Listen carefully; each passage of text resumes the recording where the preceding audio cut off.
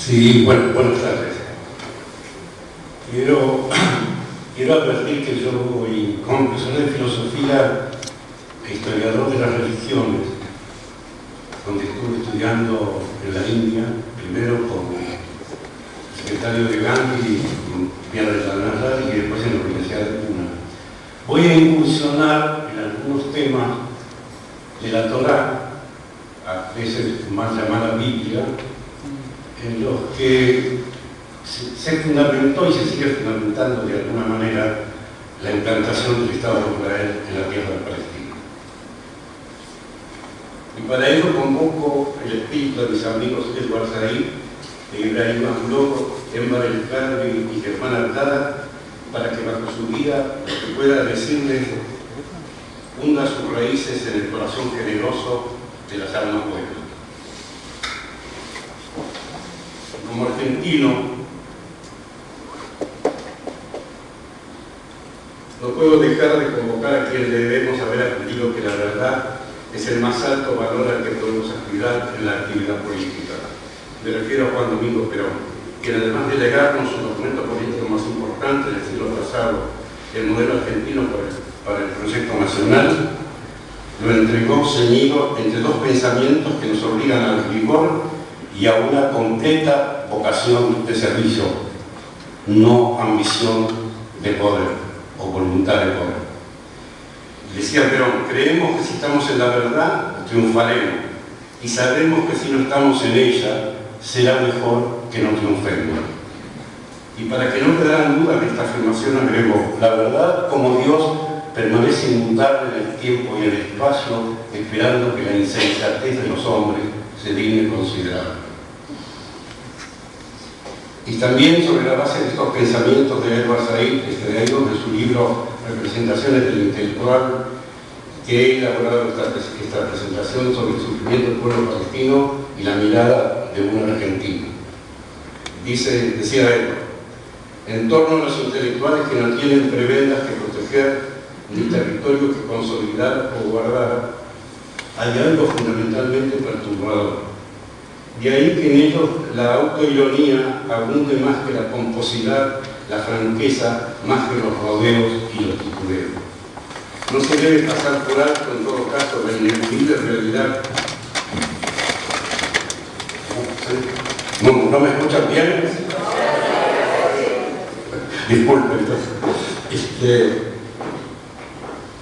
No se debe pasar por alto, en todo caso, la ineludible realidad de que tales representaciones no les van a ganar a los intelectuales ni amigos en las altas instancias, ni tampoco honores oficiales. La condición de estos intelectuales es la soledad. Sin duda, aunque siempre será preferible este destino a dejar gregariamente que las cosas sigan su curso habitual. El intelectual actúa de esta manera partiendo de los siguientes principios universales. Todos los seres humanos tienen derecho a esperar pautas razonables de conducta en lo que respecta a la libertad y la justicia por parte de los poderes o naciones del mundo. Y las violaciones deliberadas e inadvertidas de tales pautas deben ser denunciadas y combatidas con valentía. A eso aspiro yo con esto que les voy a decir. Quiero agradecer a los organizadores de este especial evento, en particular a la doctora Cristina Fernández de Kirchner y al señor embajador de Palestina, Hosni Abdelwahed, por gentil invitación a la Cátedra de Estudios Palestinos de Said para participar del mismo. En tal sentido, me permito señalar con la mayor convicción y haciendo honor a lo que se aspira en esta jornada singular, que como la temática que trataré no es de fácil comprensión, ya que mi intención abordar el conflicto israelí-palestino desde la perspectiva de las enseñanzas de un palestino cuya vida estuvo dedicada a descolonizar el lenguaje euro-judeo-sionista y nos dejó como legado continuar con la encomiable tarea de esclarecimiento. Me refiero justamente a Edward Said. Como supongo que la consigna mayor de este evento es la búsqueda de un diálogo que permita encontrar caminos que ayuden a la solución de un conflicto que lleva ya casi 100 años, me es imprescindible aclarar que desde mi perspectiva no es posible la paz y la convivencia fraterna y solidaria entre los pueblos israelí y palestinos sin un análisis profundo de las narrativas históricas que hemos heredado. Porque si no, estaríamos convalidando hechos y relatos basados y fundamentados en textos supuestamente sagrados, por lo que no haría yo sino reafirmar esa narrativa que se han constituido en el fundamento de la colonización cultural de Occidente. Sin duda que muchos de las ideas que desarrollen no coincidirán con esa narrativa colonizadora, y seguramente algunas de ellas serán totalmente desconocidas para ustedes, ya que mi formación en la India, país que sigue dándonos ejemplos inimaginables como queremos, me ha permitido tener una visión y una perspectiva con la que analizo y critico esa colonización occidental.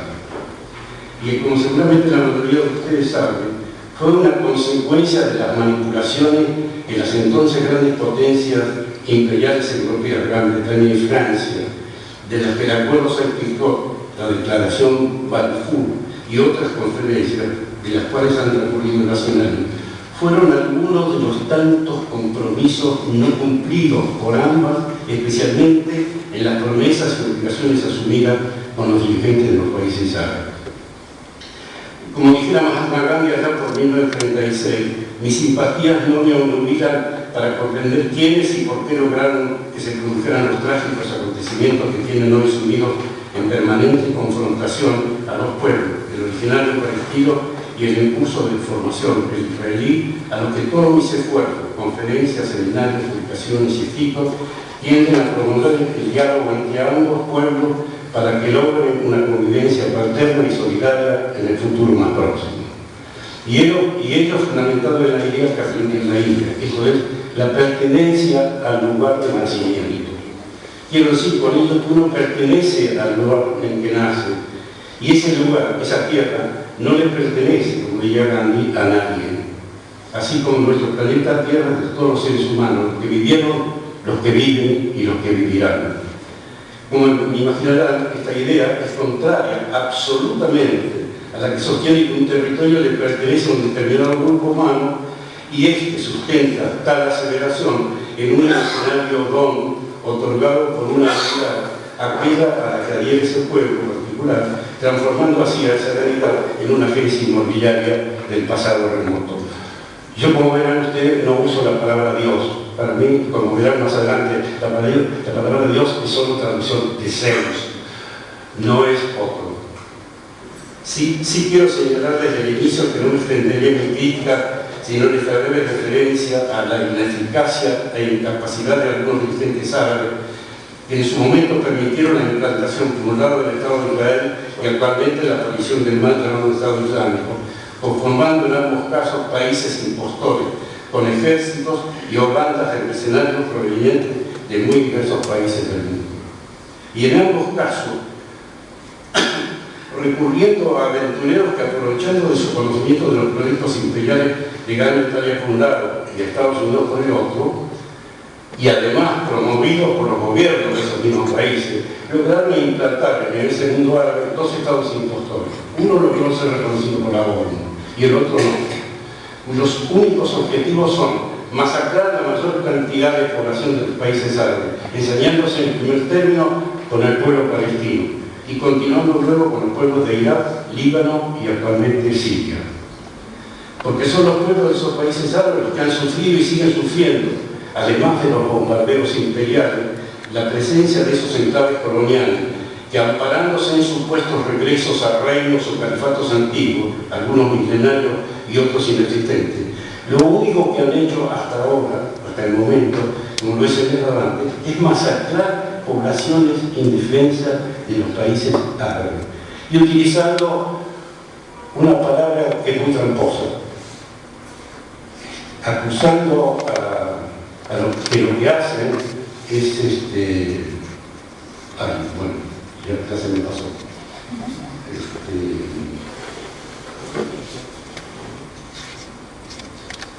Bueno, ya ven. El caso más trágico y conmovedor es el de Irak, ya que los bombardeos realizados durante los dos proyectos de invasión de ese país, primero por los grupales y luego el concretado por la invasión de su hijo, también George Bush, no se conocen las consecuencias que, por lo que veremos, se tratan de ocultar. Déjenme decirles muy brevemente, por lo terrible que he presenciado a través de la computadora, ya que he visto horrorizado en un programa de YouTube cómo las nuevas madres iraquíes amamantan a sus hijas e hijos cuya deformidad, producto de las bombas de uranio enriquecido lanzadas durante los dos bombardeos, no hizo sino producir en mí un sentimiento de ira incontenible. Ver a esos recién nacidos con los ojos en la frente, las bocas en las mejillas, la nariz en la nuca y otras deformidades, y a esas madres amorosas dándole el pecho, genera un terrible dolor, y mi deber es transmitir esos hechos, ya que el mundo y los pueblos de nuestra América deben conocer lo realizado por el imperialismo estadounidense y cuyo falso y mentiroso argumento, manifestado previamente en distintas oportunidades, era evitar que ese país árabe atacara al Estado de Israel. Y que lo atacara por poseer un arsenal de armas de destrucción masiva. Armas de destrucción masiva que se sabía y se comprobó luego de la invasión y la destrucción casi total de Irak, que el demonizado Saddam Hussein, presidente de ese país, no poseía. Y más grave aún, quizás desconocido para la mayoría de ustedes, es que Sir John Chilcot, diplomático y consejero de los servicios secretos del Reino Unido, responsable desde 2009 al 2016, en que presenta su informe de la invasión, de la revisión de la participación británica en la invasión a Irak, señala en el mismo: hemos llegado a la conclusión de que el Reino Unido decidió unirse a la invasión a Irak antes de que se hubiesen agotado las opciones pacíficas para el desastre. La acción militar en aquel momento no era el último recurso. Y esa conclusión obligó al señor Tony Blair a pedir perdón al pueblo británico por muchos intereses, y también pidió perdón, un inútil y casi hipócrita perdón, 13 años después, a los familiares de los millones de muertos del pueblo iraquí. Y ambos estados impostores, cometiendo crímenes de lesa humanidad, eso quería decir antes, se los llama crímenes de guerra. En realidad, lo que hace Israel, todo lo que hace Israel, son crímenes de lesa humanidad, porque no está peleando contra un ejército palestino, está bombardeando banderas indefensas. Imprescriptibles ante la prensa occidental, en el caso del Estado de Israel, los difunde como crímenes de guerra, haciendo suponer que del lado palestino existe un ejército que enfrenta al cuarto ejército del mundo. Cuando en realidad las bombardeadas y masacradas son poblaciones de aldeas y ciudades indefensas de Palestina, y por ello son crímenes de lesa humanidad imprescriptibles. Y en tal sentido me voy a permitir agregar algunas ideas que pienso ayudarán a esclarecer los muy graves problemas que se produjeron y que mantienen totalmente convulsionada la región del mundo árabe, mal llamada del Medio Oriente, referencia a esta última inventada por el politólogo estadounidense, ya que anteriormente la denominaron Cercano Oriente por los politólogos europeos. Las relaciones históricas, así como las geográficas, están impregnadas por un lenguaje colonialista, o como diría Edward Said, orientalista, construido, como lo señalaba Miguel, luego de la construido en Europa invasora y difundido por todo el mundo luego de la colonización cultural que aún prevalece en nuestros días. Me he impuesto como tarea académica, siguiendo las líneas del pensamiento de Edward Said, descolonizar ese lenguaje y discurso europeo, y también el judío sionista que predominan en el lenguaje político de la mayoría de los libros y medios de prensa, oral y escrita, que trata de esta temática, y que por supuesto tienden estos últimos a tergiversar los hechos y confundir a quienes, desde los países de Norteamérica, queremos investigar y estudiar lo que ha sido. ¿Y por qué? ¿Por qué quiero esto? Porque atañe a nuestras comunidades nacionales en nuestra América. Yo no uso América Latina, uso nuestra América siguiendo a Martín. Especialmente en nuestros países, comprendiéndonos descendientes de inmigrantes provenientes de muy distintos países del mundo, y porque como latinoamericanos hemos logrado una convivencia fraterna y solidaria. Y porque queremos que esa misma convivencia la logren los solidarios palestinos y los descendientes de los invasores provenientes de muy diversas regiones del mundo, nacidos y ya integrados en el implantado Estado de Israel, y que hoy intentan constituir una nacionalidad israelí, como lo destaca el historiador Shlomo Zahn en su libro ¿Cómo dejé de ser judío?, que he publicado con un prólogo escrito en hebreo y inglés, especialmente guiados por él para la televisión. Pero no por eso dejo de comprender y aceptar los reclamos del pueblo palestino, cuya vida milenaria se vio convulsionada por el proceso colonial inglés al implantar el Estado de Israel, aduciendo una supuesta compensación por la guerra desatada entre potencias europeas, en las que las comunidades judías, entre muchas otras, se vieron perjudicadas y padecieron persecuciones y masacres generadas por el régimen nazi transitoriamente en el gobierno de Alemania. Y no puedo dejar de denunciar que también Gran Bretaña, Francia y Estados Unidos de América, denominados en aquel momento los aliados, finalizada la guerra, bombardearon innecesaria e inhumanamente la ciudad del Este, destruyéndola, en la que murieron cientos de miles de alemanes inocentes. Y ahora voy a tratar de descolonizar el lenguaje con el cual, además de lo señalado, los invasores sionistas, sedicentes, ateos y socialistas pretendieron y siguen pretendiendo justificar su implantación, y para ello acudieron al libro famoso del judaísmo, la Torá, que fuera incluido en la Biblia cristiana, extrayendo textos que les permitan justificar la implantación en el corazón del mundo árabe. Pretenden así evitar la referencia de implantación colonial que fuera señalada por primera vez por el gran pensador francés Maxime Robinson en su ensayo Israel, hecho colonial, de 1967. Y reeditado en su libro Pueblo Judío, Colonial Judío, publicado el año pasado por la editorial Canaán en castellano. Haría ahora algunas pocas aclaraciones con respecto a lo que llamamos descolonización del lenguaje judeo-sionista. Serán solo unas pocas por el tiempo que me queda en mi disertación. Y serán aclaraciones referidas a la recurrencia de los textos de la Torá por los sionistas, en su mayoría sedicentes, ateos y socialistas, y los rabinos que actualmente detentan cargos militares en el Sahel, ejército del Estado de Israel, e incitan a los jóvenes soldados israelíes de entre 18 y 21 años a asesinar a niñas y niños palestinos de entre 4 y 10 años para evitar el peligro demográfico.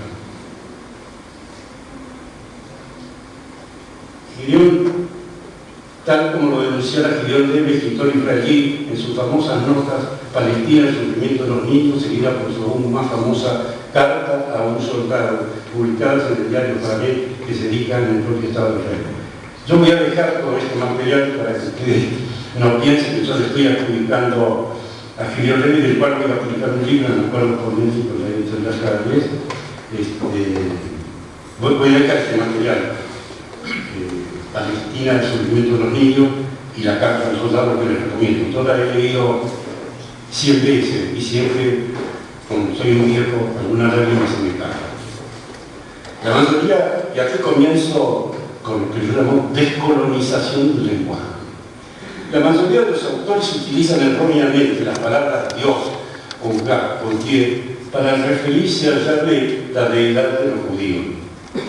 La palabra Dios es solamente traducción de Zeus, deidad de los griegos, que igual es una deidad tectónica, que nada tiene que ver con Yahvé, que es una deidad de Canaán.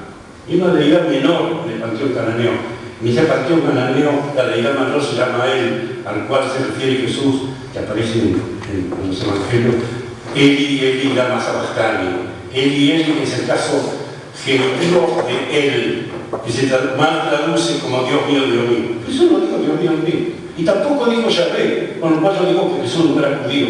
Porque lo que pasa es que se han inventado cosas y han quedado en la historia y todo el mundo lo sigue repitiendo sin dedicarse a leer los textos. Yo me dedico a leer los textos. Cuando alguien me critica, está en el texto. No soy yo el que dice esto. Lo dice Jesús. Él viene y la más abajo.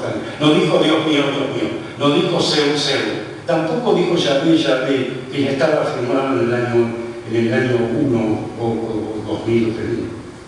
Y entonces, ¿por qué seguimos con esta falaciosa mentira con la cual se le dice a la gente Dios le dio la tierra a Israel? ¿Cuál? Yahvé. Yahvé, que es una deidad menor en el panteón cananeo. Tengo unos 50 libros sobre este tema, en inglés, castellano y francés.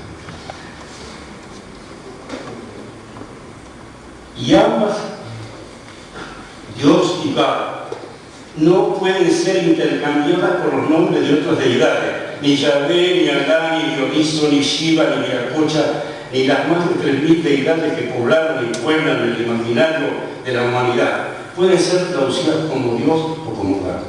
Ese es el imperialismo. El imperialismo impone su lenguaje. Los españoles en Norteamérica y los ingleses en el norte. Los nombres de las deidades de cada pueblo no pueden ser traducidos con los nombres de las deidades de otros pueblos. Cada una es única y no intercambiable. Y en el caso de los rabinos judíos, así lo admiten y manifiestan taxativamente. Yahvé es único y solo es adorado por los judíos y nadie más. Y estos a su vez se consideran a sí mismos como el pueblo elegido de Yahvé.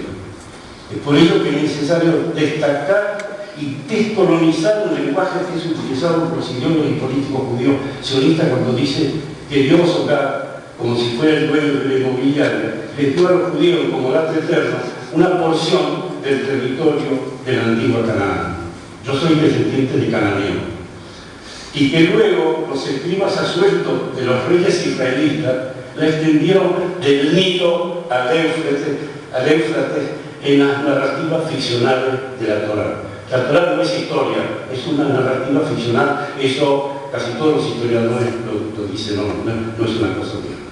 Es fundamental destacar que en aquellos tiempos todas las deidades de los pueblos que habitaban la región asiática prometían a sus pueblos territorios y compensaciones por adorarlos, lo cual no significa que eso fuera verdad, sino que los escribas de los monarcas de esos pueblos justificaban la posesión por apropiación del territorio determinado, apelando a un supuesto mandato de su deidad, se llamaría como se llamaban, Azul, Mardú, Nabu, Mulisu, Auramatza y muchos otros, entre los que Yahvé, la deidad de los judíos, no fue una excepción, sino una más. Por eso travestir el nombre de la deidad de los judíos, Yahvé por Dios Hogar, es una falaciosa mentira, con lo cual se engañan los pueblos de Norteamérica y también los demás pueblos de los continentes invadidos por los europeos, a los cuales les borraron su cultura y sus religiones y les impusieron al conquistador, y a su vez eliminaron sus textos sagrados y las deidades de los mismos, e impusieron la Biblia como texto sagrado y el nombre de Yahvé, revestido con el nombre de Dios, como deidad mayor de ese libro, y además pretendidamente universal y única. De ahí el invento del monoteísmo.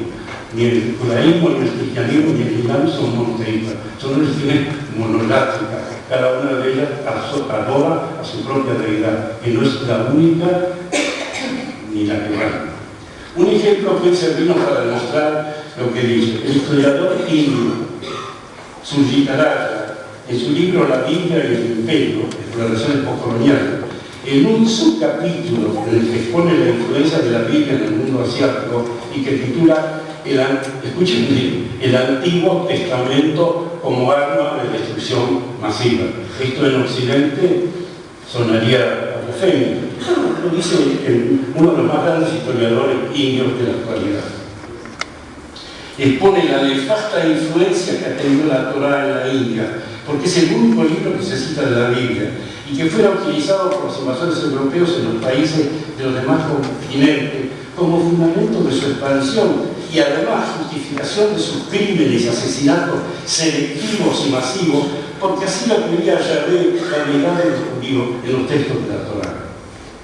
Las mal llamadas religiones monoteístas, judaísmo, cristianismo y islam, por su orden de expresión, son en realidad religiones monolátricas e integran el universo religioso de la humanidad, que ha generado más de 3000 deidades, muchas de ellas olvidadas y otras totalmente desconocidas por la mayoría de los pueblos, incluso nuestros. Les comento que yo acabo de explicar un libro que se llama ¿Quién es Dios?, de un autor francés, Jean Soler. Es el segundo autor en el cual yo encuentro la palabra monolatría. Y le escribo diciendo, me sorprende y me alegra mucho que usted utilice la palabra monolatría. Y me dice, querido Sara, en los diccionarios y las enciclopedias de religiones de Europa no existe la palabra monolatría, existe la palabra monoteísmo. Semita, recordaba esto cuando escuchaba a Jorge, es una referencia exclusivamente lingüística y académica. Por eso carece de sentido la palabra antisemita. Y es una burda acusación cuando se le dice a una persona que es antisemita. En verdad nadie puede estar en contra del propio lenguaje o lengua madre, que es la referencia exclusiva de la palabra semita. Lo que pasa es que cuando alguien le dice a mí, usted es antisemita, ¿qué quiere decir semita? No sabe. La usa porque es lo que escucha, lo que lee en la radio, etc. La palabra antisemita fue inventada en Alemania por un señor Wilhelm Marr en 1875. Y su historia es demasiado compleja como para resumirla acá. Pero déjenme decir que originalmente esa palabra era antisem, por el nombre del dueño del comercio donde Wilhelm Marr trabajaba y a quien odiaba por haber luchado por su empleo. Además a esto le agrego que esto se ocurre en 1875 en un ignoto pueblito de Alemania. Yo tengo el libro. En un ignoto pueblito de Alemania donde discutían 4 alemanes judíos y 4 alemanes protestantes y no sabían cómo decir. Entonces inventaron la palabra antisemita y quedó antisemita. Y yo digo, ¿por qué yo, argentino, siglo XXI, tengo que aceptar lo que estos 8 señores discutían? Porque esto se impone a través de los medios de comunicación y de las editoriales. Y voy a destacar un hecho que estoy seguro es totalmente desconocido para ustedes, porque padecemos una fuerte colonización cultural. Y es que los semióticos, filólogos y gramáticos árabes desconocen la nominación de semita, inventada por el filólogo alemán Ludwig von Schlossel en 1781 para referirse a la lengua madre de Canaán,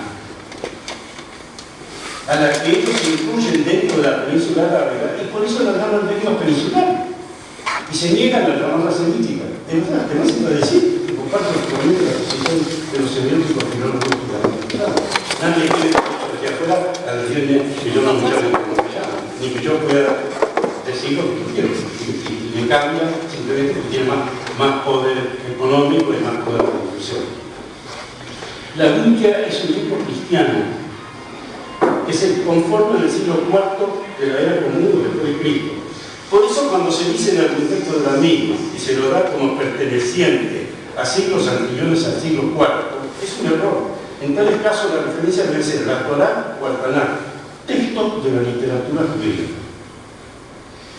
La invención y conformación de un Antiguo y un Nuevo Testamento no implica que haya habido continuidad de concepciones en ambas religiones.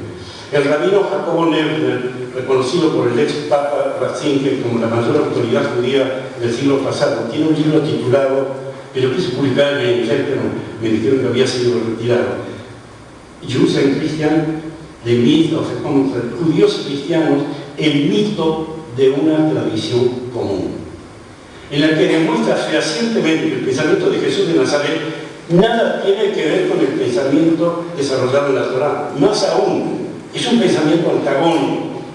Y luego lo ratifica en otro libro que está en castellano, cuyo título es Un rabino habla como Jesús, al cual Benedicto XVI consideró un libro esclarecedor de las diferentes concepciones existentes entre ambos pensamientos. Este señor, lo digo un poco como viejo, medio se burla de Jesús, dice, este pibe no entendió la Torá, por eso hacía todas las palabras que decía, lo dicen en el libro.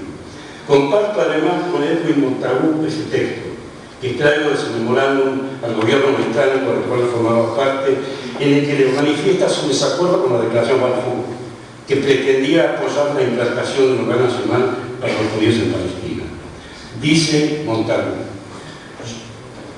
que además se consideraba Briton, que es mucho más que British, mucho más que inglés, originario. Yo afirmo que no existe una nación judía. Los miembros de mi familia, por ejemplo, quienes han estado en este país por generaciones, no tienen ningún tipo de comunidad o de clase o de deseo con ninguna familia judía de cualquier otro país. Más allá del hecho de que profesan, en mayor o menor grado, la misma religión. No es verdad decir que un inglés judío y un moro judío son de la misma nación, o decir que un inglés cristiano y un francés cristiano son de la misma nación. Un criterio religioso de ciudadanía me parece que puede ser advertido solo por aquellos que tienen una visión intolerante y estrecha de una época particular de Palestina y reclaman para los judíos una posición para la cual no tienen ningún derecho. Como ya es mi tiempo para ir terminando, quiero leerles textos casi desconocidos del gran pensador alemán y premio Nobel de Física, Albert Einstein. Espero que no se asusten. El día de abril de 1948, Albert Einstein, en una carta dirigida al director ejecutivo del grupo terrorista conocido como la Banda Stern, Shepard Rifkin, agregaba a otro responsable de la implantación del Estado de Israel. Estimado señor, dice Einstein, cuando una real y final catástrofe caiga sobre nosotros en Palestina, el primer responsable de ello serán los ingleses y el segundo responsable por ello la organización terrorista forjada desde nuestras vidas. Yo no estoy dispuesto a ver a ninguno asociado con esas personas confundidas y criminales. Y en un libro que seguramente espero poder publicar este año, que se llama La violencia monoteísta de este señor Jean Soler, en una nota a pie de página, dice: en una carta descubierta recientemente, Einstein escribió un año antes de su muerte: para mí la palabra Dios no es más que la expresión y el producto de la debilidad humana. Y la Biblia, una colección de leyendas honorables, todavía primitivas, que resultan muy pueriles. El judaísmo es la encarnación de las supersticiones más pueriles. Yo no veo nada de elegidos en los judíos. Albert Einstein. Está de más decir que cuando Einstein dice la Biblia y utiliza la palabra Dios, sus referencias son estrictamente a la Torá y a la Biblia, texto y deidad judío, y por eso dice el judaísmo es la encarnación de las supersticiones más pueriles. Confirmatorio de la acusación de terrorista a los europeos judíos sionistas que invadieron Palestina, a los que Einstein rechaza absolutamente, son las declaraciones de Yitzhak Rabin en un reportaje que le hiciera el diario Clarín cuando se visita Buenos Aires como primer ministro del Estado de Israel el 5 de septiembre de 1991. No les voy a mostrar, lo voy a dejar acá para que ustedes puedan verlo tener.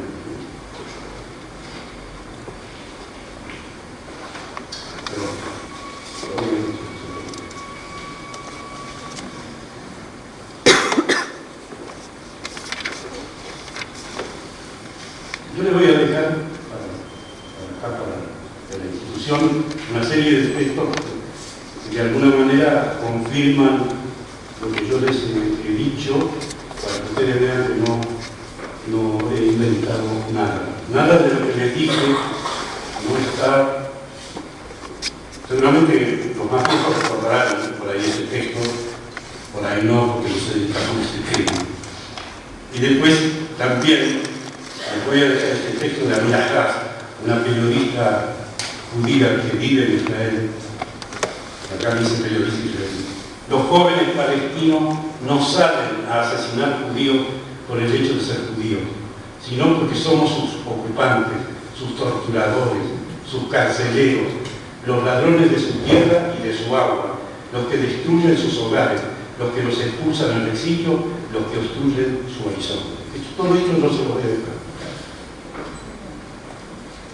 Y permítanme leerles para finalizar unos breves textos de Shlomo Zahn, uno de los historiadores israelíes más importantes en la actualidad, quien conjuntamente con Ilan Pappé y Norman Finkel, quien constituye la tríada más conocida fuera del Estado de Israel, textos extractados de su libro Cómo dejé de ser judío, que ha sido publicado por la editorial Canaán, que está en Irlanda. En el Estado de Israel, dice Shlomo Zahn, toda forma de definición de la judeidad es profundamente tramposa, impregnada de mala fe y de arrogancia. Tengo conciencia de que vivo en una de las sociedades más racistas del mundo occidental. El racismo es, por supuesto, omnipresente, pero en Israel se lo encuentra en el espíritu de las leyes, se lo enseña en los colegios, es difundido por los medios de comunicación. Sobre todo, y esto es lo más terrible, los racistas no saben que lo son y por eso mismo no se sienten obligados a disculparse. Y como consecuencia de ello, el profesor Shlomo Zahn, en el final de su libro, le dice al mundo y quiere que lo sepa: siento que soporto mal que las leyes israelíes me impongan la pertenencia a una etnia ficticia y que soporto aún peor aparecer del resto del mundo como miembro de un club de elegidos, anhelo presentar mi renuncia y dejar de considerarme judío. Y para finalizar, quiero decirle que esto ha circulado durante muchos años. Y yo siempre que he podido lo he tratado de informar, porque normalmente ninguno de ustedes va a leer la Resolución de Naciones Unidas, pero no le interesa. Siempre se acusa, lo dijo Gabriel, al pueblo palestino de ser un pueblo terrorista. Ningún palestino,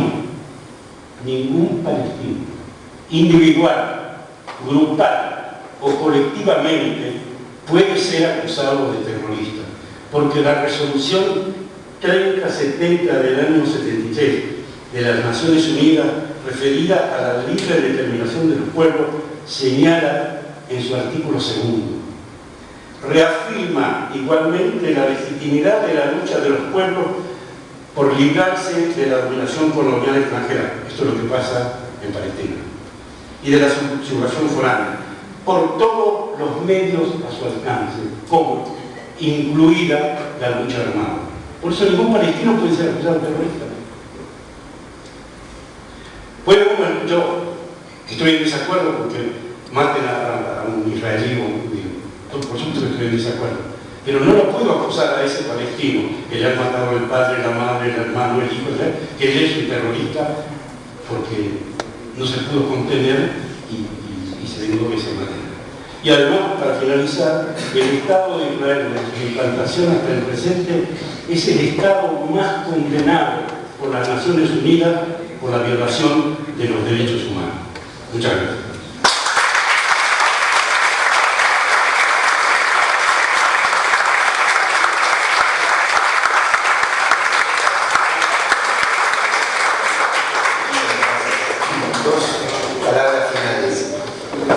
La semana de Patria, Palestina es Patria, mañana y se cierra el sábado, mañana con una actividad de teatro en la Embajada de Argentina, y el sábado con una actividad musical que va a contar con la presencia de Teresa Palma. Una reflexión final, muy breve. Sostener, divulgar, profundizar este tipo de ámbitos, porque esta batalla cultural no se da solo en las superestructuras, sino que la tenemos que hacer profundizando el contacto para ir cambiando el sentido común. Cuando yo volví a Twitter, anunciaba la presencia, la conformación de esta mesa, tuve muchas respuestas, algunas de ellas decían: ya vas a bancar a terroristas. Respuestas algunas de esas organizaciones que están armadas para responder, y otras de personas comunes en las cuales en cuyo propio sentido común está eso. Ahora, uno se pregunta, si yo tomo, o me pregunto cuáles son los países y las alianzas de países que tienen más sangre de inocentes en sus manos, que han fabricado y comercializado legal y clandestinamente más armas, que han financiado más dictaduras en el mundo. Y ahí tenemos una clave de cuáles son los estados y las alianzas de estados que son terroristas. Y lo último, que es la vigencia del pensamiento de Said, porque Said se adelantó a algo que nos está pasando hoy, porque él reivindicaba en la lucha anticolonial la autonomía nacional, pero la autonomía nacional como lucha contra el colonialismo, no como xenofobia, no como desconocimiento del otro. Y hoy, y hay una ofensiva tan grande del sujeto neoliberal, tenemos el riesgo de que se responda al sujeto neoliberal con el sujeto neofascista. Y nosotros tenemos que trabajar mucho en la construcción del sujeto profundamente democrático, aquí, en toda América Latina y en el mundo. De ahí la importancia de eventos como este. Muchísimas gracias.